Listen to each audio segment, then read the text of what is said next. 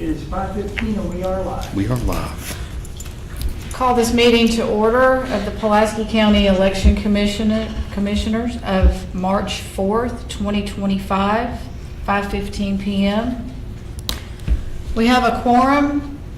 Commissioners White and Meadors are present in the building, and Commissioner Harrelson is present via phone call.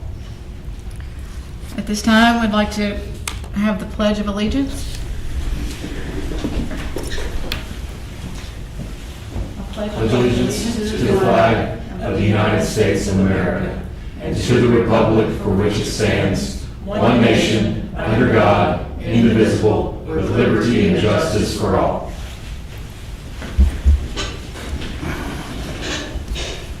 Thank you. Next is the approval of the meeting minutes from February 25th, 2025. Commissioners, have you had an opportunity to review the minutes?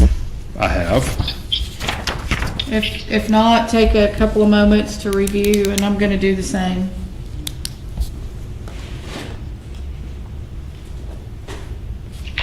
Yep. Can you hear Commissioner Harrelson? Yes, I can, and I have reviewed the minutes. I would move to approve. Second. All right. Motion carries. There we go. And it's approved. All approved, say aye. I'm sorry, all approved, say aye. Aye. Aye. Aye. All right, motion carries. Yeah. Good job. Thank you. Thank You're you. welcome. Just want to make sure we got that on record. Keep me in line, thank you. All right, we're going to move on to the business. We have item A, May 13, 2025, annual school election. And we will review the of the political practice pledges. Yes. Amanda? All right, so we've had 3 zones open for the Jacksonville North Pulaski School District. The incumbents all filed again. There's no opposed races. So here are the 3 political practice pledges. What you guys are reviewing is the name that is listed on print your name as it is to appear on the ballot. And here are all the requirements that are printed right here on the form for us. Nobody used any No nicknames, titles, aliases. right, Yeah, okay. exactly. Everybody just used their normal first and last names, so I didn't see any issues with that, but you guys need to approve and then make a motion. All right, I'm going to look at this. Commissioner Harrelson, have you had an opportunity to look at these? Yes, I have. Okay, all right. We're going to review these real quick, and then we'll move at that point.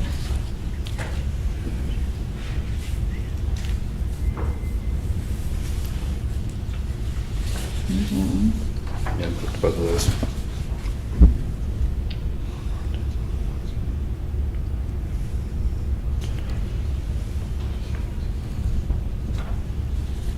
All right, I move to approve. Second. All right, all in favor? Aye. Aye. Aye. All right, motion carries. Large 3. All right, All right, and the next, go ahead. the next item on the agenda under business was to conduct a ballot draw if necessary. We will not be having a ballot draw. There are no opposed races. We will meet on 3/10 to approve polling locations and ballot styles for the North Little Rock School District special election. Yes. All right. Amanda, do you have anything? No, I wanted to add that I did reach out to the superintendent for Jacksonville North Pulaski School District. They are planning to do the election by candidate. I sent them over a sample resolution that they could use, and they will get that to us. It won't be before the 10th, but they're meeting next on the 17th. So we can go ahead and move forward with just setting places for North Little Rock, knowing that Jacksonville does not wish to open up any. Okay, Okay. and we'll do that next. Yes, at our next meeting on the 10th. All right. So we're going to come to other business, but I'm going to go ahead and ask before we get into that conversation. Commissioner Harrelson, we have our form for attendance that we signed. And since Yes. we don't have the signature stamp for you, Yeah. would it be all right if someone here, the staff, signs on your behalf for your attendance? Absolutely, you have my permission to do that. All right, thank you. Uh, All right. So the next item is discuss election legislation that's applicable to the Election Commission. I'm going to let Amanda take that. All right, excuse me. So before you, you have a spreadsheet with the election laws, and what I've done is just narrow it down to the ones that will affect how we conduct business. So anything that's affecting just the clerk's office or the Secretary of State or canvassers, we're not going to talk about here since we don't handle that. So the first one is House Bill 1070, and that's to create the Ballot Draw Standardization Act. Oh, that's a mouthful. So basically right now, as you know, there's 75 counties in Arkansas, and all 75 election commissions do their ballot draw process a little bit differently. So this is to make it a standard. This is how it should be done. That way there's, candidates that run in more than one county will expect the same procedure wherever they go for the ballot draw. So without reading the whole thing, because it's quite lengthy, basically it's doing it how we do it now. We put the people on the list for ballot draw in the order of which they filed. And that's how the order of which we will draw. What this does add is if the candidate is in person, they would get preference. So if you have two candidates that filed and candidate A actually filed first but didn't show up to ballot draw, then candidate B, who actually filed second, would get to draw first because they showed up first to the ballot draw. So that's a little bit different than how we've normally done it, but some other counties have been doing it that way, and apparently it's been working for them, and they just wanted to be set in stone of how we do it. So if it does get passed, the only difference in how we do it now is whoever shows up will actually get preference over who filed first. But if they all came at the same, if they all showed up, then we would just do it by the order of which they filed. So then, for instance, a candidate that's in multiple counties, they would just need to send a representative Right. Well, to do so on their they behalf? can also do that. So if they send a representative, it does make it where only one representative can draw for one candidate. So they're limited to just the one candidate unless the board designates them as someone who can draw for that candidate. Okay. Okay. Because you guys don't have to do the drawing if you don't want to. If you want to designate it, to staff, we can also spin the bingo wheel. Okay. All right. So that's the gist of that without having to read all 9 pages. I don't see any issue with this and making it happen and implementing it. I don't think it'll be a problem. yeah. All right, Commissioner Harrelson, do you have any feedback? No feedback on that bill. It sounds logical. All right. All right, the next one is Ready to move on? Sure.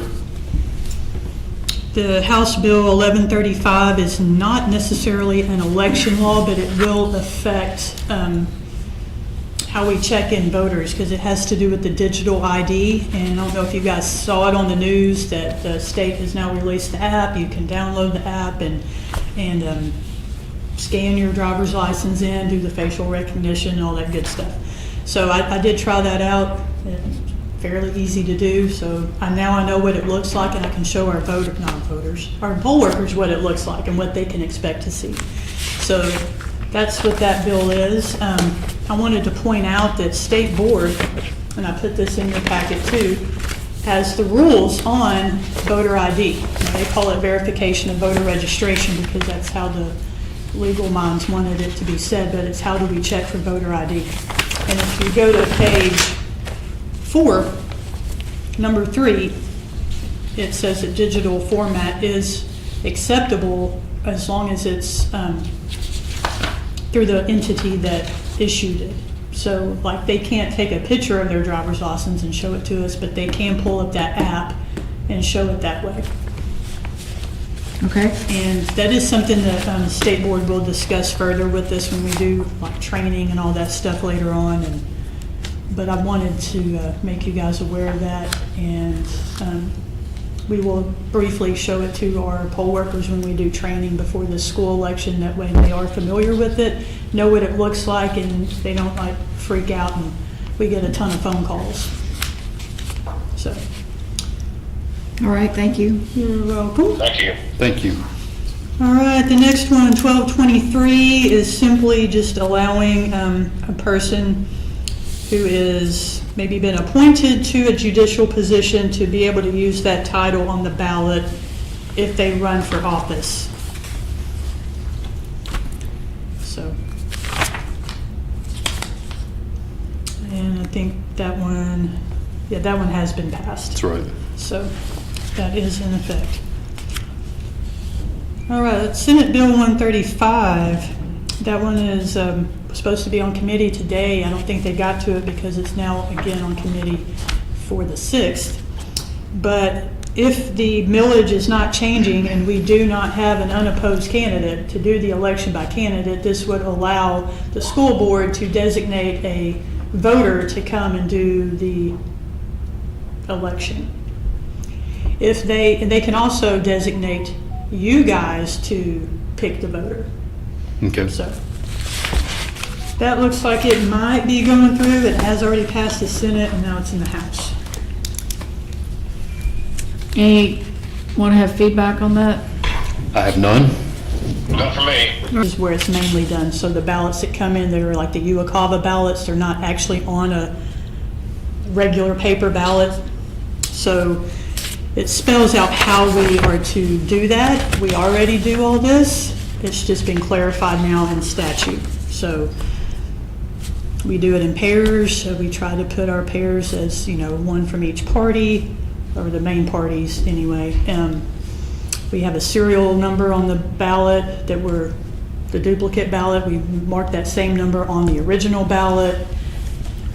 That way it can be tied back together for comparison purposes later. So Okay. everything you see on here, we already do. I even have stamps, for original and duplicate. That way the poll worker's not having to write all this down on the ballot and we can't read it. So, Great. any questions over that? No. None from me. Thank you. Good deal. All right, next one, House Bill 1422. This doesn't look like it's going anywhere, but it may be picked up later on. But it's to create the Citizens, or only Citizens Vote Act, and it's specifically for the driver's license or state-issued ID would require them to print the words non-citizen on the ID. And then there's all kinds of other stuff in there that the clerk and the Secretary of State have to do as well. Okay. What I would like to point out is that it's already in Amendment 51 that a non-citizen can't even register to vote. But, so, I Okay. think the only thing that's really changing is to put those words on the driver's license or state-issued ID, and if those people have actually registered to vote, it gives the process for what's supposed to happen at that point for the Secretary of State and the county clerk.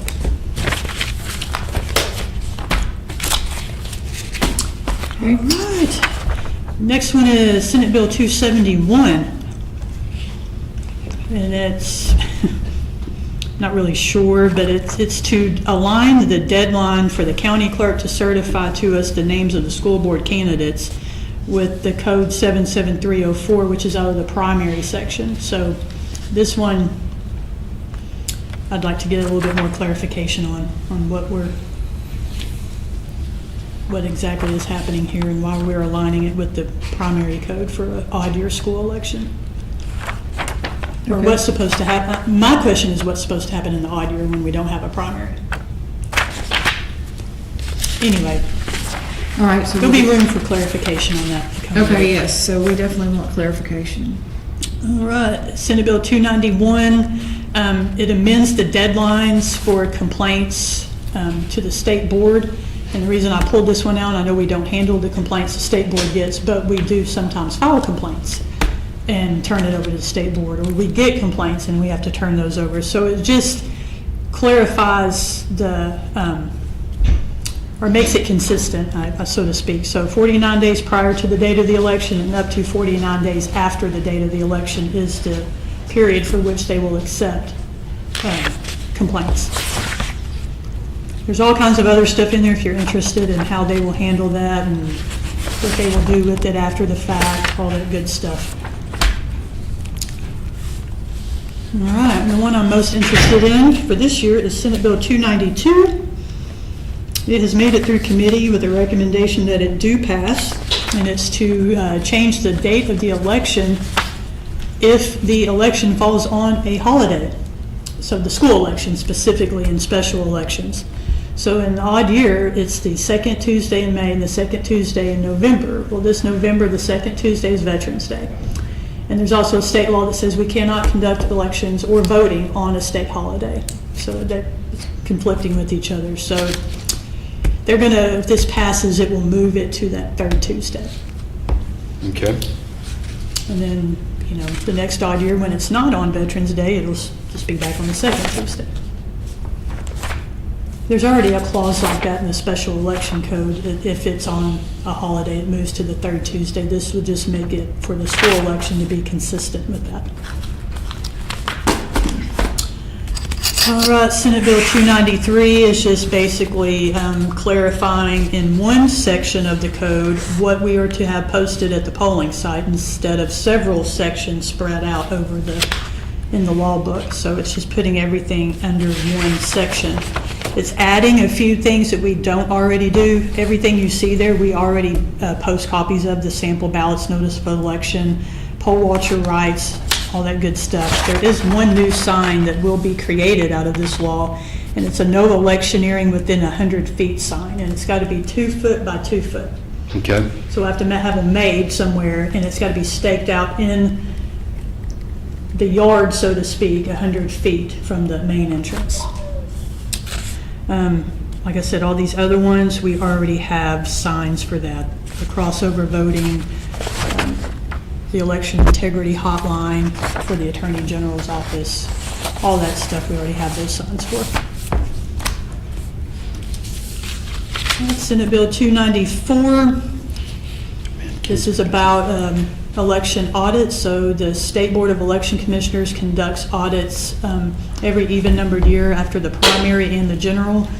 They select, I can't remember the exact number, they select a number of counties and then go and do their audit. If the county receives less than 100%, then they automatically are going to get chosen to be audited again. So they won't be put into the pool and all that. It's automatic audit again. Okay. So I think it's a good thing. All right, 296. So this law came about because of a county clerk naming an early vote site, not in our county, but in another county that was outside the county seat. And so this law clarifies that the county clerk can only name an early vote site in the county seat. And then the election commission can name all the other sites outside of that. So like in Pulaski County, we use this room. The county clerk has named it the site because the courthouse is just, that was a nightmare. I don't know if y'all remember the early voting over there, but it was nuts. I can imagine. So this is the county clerk's site, technically, and then all the other sites are board-approved sites. Okay. So in another county, she had named one, instead of in her county seat, she named it in another city. So they're trying to prevent that, I guess, from happening again. Senate Bill 297 just requires the municipalities to file with the county clerk how they elect their council members. This is not an issue in Pulaski County. All the city clerks have a good relationship with their office, so if they were to change, if they're going to vote at ward, by ward or at large, then they let us know that. But apparently in some other counties, that has been a problem, and they don't have that information. It's like pulling teeth to get that information. So this will require that every municipality will have to file with the county clerk by January 1st of 2026 how they are going to conduct their elections, either at large or by ward. And that's for cities within the first class, and it mentions cities in the second class. Okay. All righty. Senate Bill 299. From my understanding, this will be back in committee on Thursday. So this would require that the person that the voter says is going to be their assistant, that person would have to show ID. Okay. So if I came in to assist Susan, Susan says Amanda is my sister, then they're going to have to ask for my ID as well. Not just the voter, but also the assistant.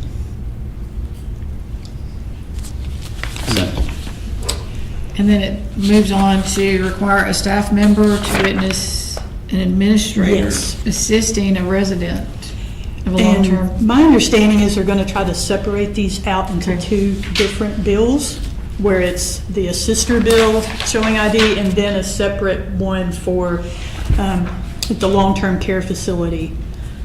They'll have to have someone witness them doing the thing with the ballot.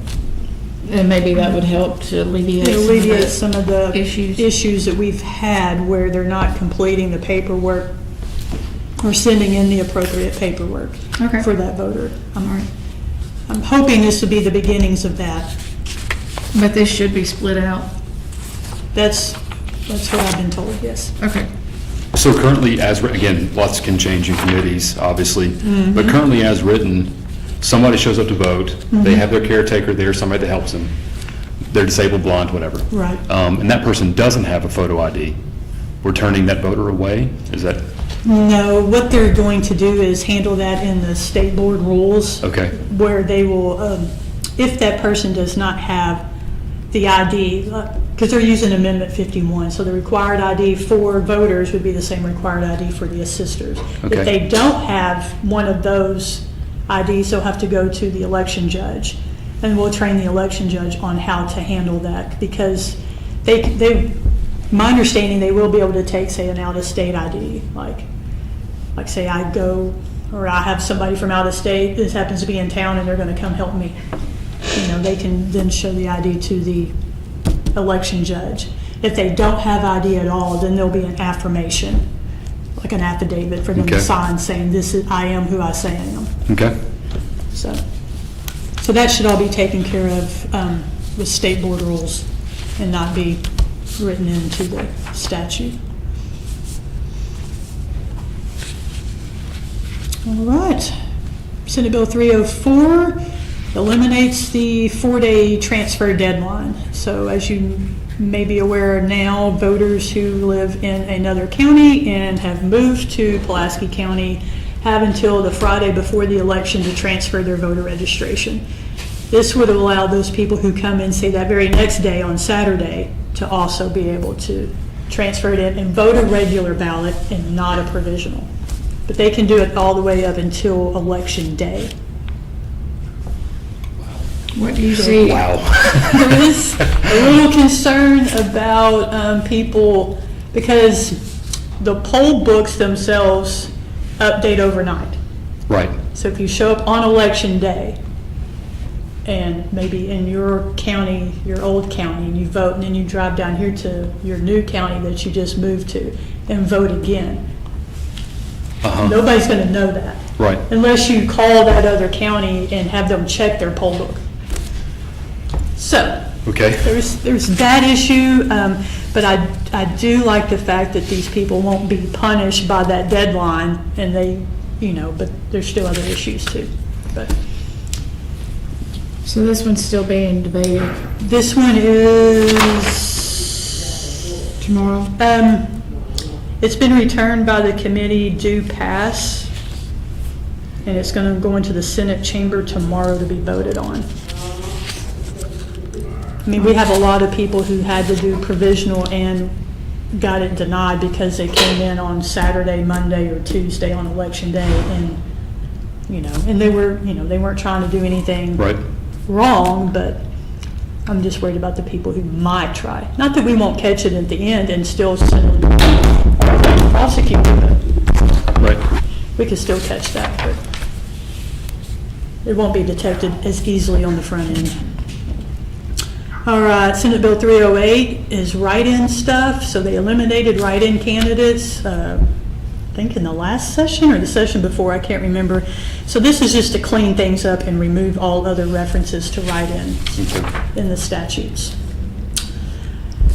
And then our last one, Senate Bill 353, it was just filed the other day. It hasn't even been heard yet in committee. I'll put it on here just in case. It eliminates our May primary and puts both primaries in March. It's red. So, to save voter confusion, I think it's awesome to have both primaries, whether it's presidential or midterm, to be on the same consistent day. Either we do it in March or we do it in May. They've obviously chose March because of Super Tuesday. Okay. So, this has been tried before, and I don't foresee it going too far, but who knows? We'll see. But, Okay. so, that is my synopsis of the bills that will or could directly affect how we conduct business. Good, thank you Yes, very thank you as much. always, yes. Commissioner Harrelson, you got any questions or comments? No comments from me on those. Thank you for that very elaborate detail of all the bills. I'm going to pull some of those up. Thank you. Yes, thank you very Yes. much. And in the spreadsheet, you'll notice that the hyperlink for the bill will get you directly to it, so you don't have Thank to you. search around. I'm always very impressed with your spreadsheets. Yes, Yes, we do Yeah. appreciate it very much. thank you. No problem. All right. Is there any other business, commissioners? Not for me. All right. Not from me at the moment, no. All right, any public comment? Not online tonight. No, do we Okay. have any visitors online? For Four? Okay. The loyal four that we had, yeah, last week too. All right, well, if that's it, then we're gonna adjourn the meeting. Thank you very much. Thank you. Thank you guys for allowing me to participate and be involved. Yes, Yes, thank Steve, have you. fun down there. Will do. We'll see you next Monday. Bye.